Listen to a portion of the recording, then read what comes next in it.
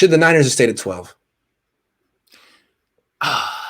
So this is in hindsight. Yeah. Justin Fields falls to 11. Yeah.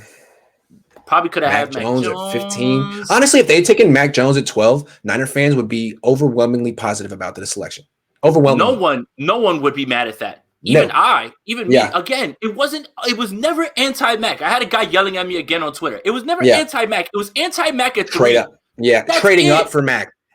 Trading up for Mac. It's like, wait, you can't tell me that Mac Jones is worth 3 first-round picks. He doesn't have the upside. Trey Lance might. Justin Fields might. Yeah. Exactly. Yeah. So that's my thing. So you stay at 12. Who knows how the board shakes out? You get a little aggressive. You want to move up 1 or 2 spots. Doesn't cost you as much to get a Justin Fields or a Mac Jones. It's an interesting thing. I don't know if they should, because I'm not going to speculate on that, because I really believe that great things are ahead for Trey Lance, and I think that he is really going to be the next guy for this team. But, man, that's interesting to stay at 12, because you could have had those quarterbacks. And then think about this, all those first-round picks. So let's say the 49ers do end up running into January, late January. That pick is 28, 29, 30, 31. Those picks are still valuable. They are. Yeah. So, again, when you mortgage those first-round picks, Trey Lance has to hit. He has to hit, honestly, because now, even with the Julio Jones thing, Julio Jones would be a Niner right now if they didn't move up to 3. Be done. Done and done. It would be done and done. And now if you really want to bring Julio Jones in, you really are going to have to mortgage a 2nd-round pick or a 3rd-round pick, which those are valuable, and that literally pushes the chips to the middle of the table. So it is an interesting discussion. If they stick at 12, they still could have had one of these guys, and they still could be in a position to compete. But I'm going to trust Kyle Shanahan. I'm going to trust John Lynch. If they believe that this was the right move, then let's ride. And I think that the kid has a bright future. For like a month after the trade, it was so exciting they did it. We spent a month talking about who should they take. But I don't think ultimately that move will be decided by whether they took the right person. The move will be judged by whether they should have made it at all. And it wasn't fun to talk about afterward. Like, should they have done this? Because it was very exciting and they were getting a lot of hits and I liked it too. But ultimately, when we look back 2 years ago, be like, hey, man, should they have done that? Really, honestly, people didn't look at it that way because it's John Lynch and Kyle Shanahan and people respect them. But let's say Matt Nagy did the same thing, moved from 12 to 3 to take the 3rd quarterback in what's perceived as a 2-quarterback draft. Oh my God, he would be already. He wouldn't have a chance, man. They would have written him off already. So the fact that the Niners haven't gotten that treatment shows how much respect they get. But honestly, if you take them out of it and just look at it objectively, a team traded up from 12 to 3 to take. Whoa.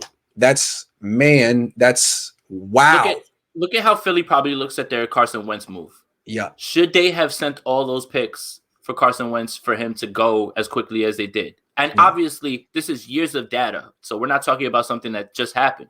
Yeah. So that's exactly what this will be. It's not about whether it was the right pick at 3. It's should you have gone to 3? So I agree with that 100%. And when you look at but here's the thing. Sitting at 12, that doesn't guarantee that those guys sit there, Justin Fields, Matt Jones, because people understand that you might be in the business of looking for them. Yeah, exactly. So, again, it's easy to say sitting at 12 allows you to get Justin Fields or Matt Jones.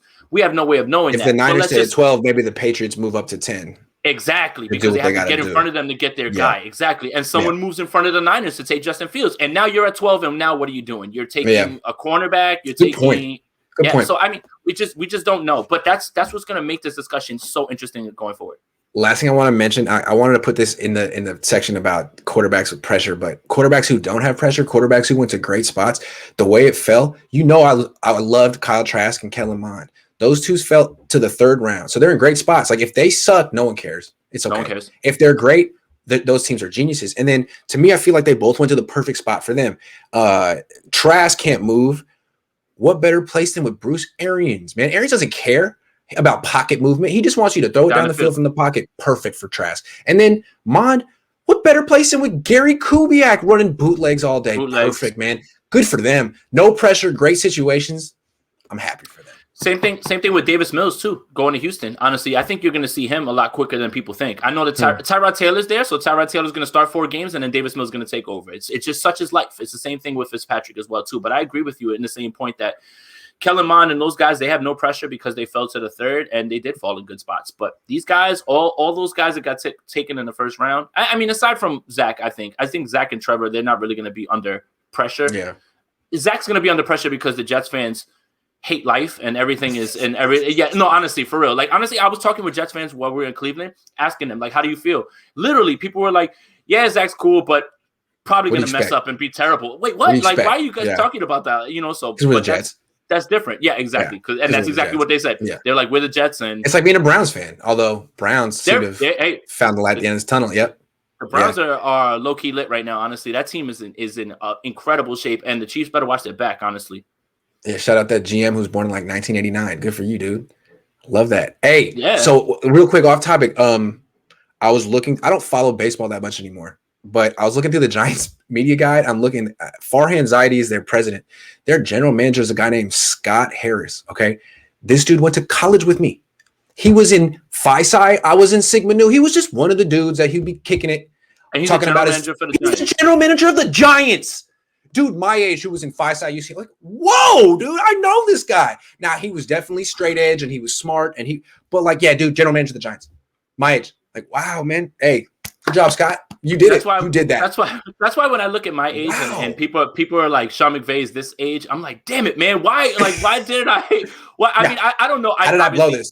Yeah. Right. How did I blow life so hard? I obviously can't be an NFL coach, and you're underestimating how hard that is. But goodness gracious, I thought I should have probably maybe set myself up for something like that. Tried to be. If Sean McVay at 34, there's so many young guys in this league. It's so crazy. When I hear a coach get hired and he's younger than I am, oh man, that ruins my day. Just ruins my day.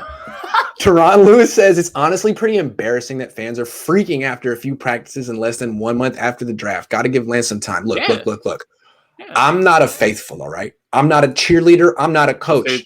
I do think Trey Lance was the right pick at 3. I wouldn't have traded up to 3. But once they got there, I campaigned for it. I thought that was the right pick at 3 for a lot of reasons. It's not my job to cheer him along, though. I'm just trying to accurately describe what I see and then ask all the relevant questions. But as you can hear, neither of us are really drawing any big conclusions other than that trade up to 3 was a little rich and probably something that no other team in the league would have done. But that's what makes Kyle Shanahan cool, man. He doesn't care. He'll do exactly what he thinks is best. And because of the narrative around Kyle never having his guy. So now it's like, okay, if Kyle wants to do this, then go ahead and trust it. But again, if it was Matt Nagy, if it was Urban Meyer or something like that who made that sort of trade up, you'd be saying, good God, what an idiot. An idiot. But Kyle has earned that because he's so respected around the league, and the narrative around him saying that he's never had his own guy. I think that's what affords him all that. We're going to be in a pickle if Jimmy wins the Super Bowl. That's not a pickle. That's the good kind of pickle, man. That's not a pickle. How is that a pickle? I mean, so you're rooting against that? No, I'm not rooting against that. If the 49ers win a Super Bowl, excellent. Great. Everything's okay as long as they win a Super Bowl. If they win a Super Bowl, we got a big problem on our hands, man. As long as we don't win the Super Bowl this upcoming season, things will be fine. Imagine if they won the Super Bowl. What a pickle. Yeah, they'd be having a parade and the drought would be over. I don't care who does it. Mitch Wisnowski could be on the center. Who cares? Get it done.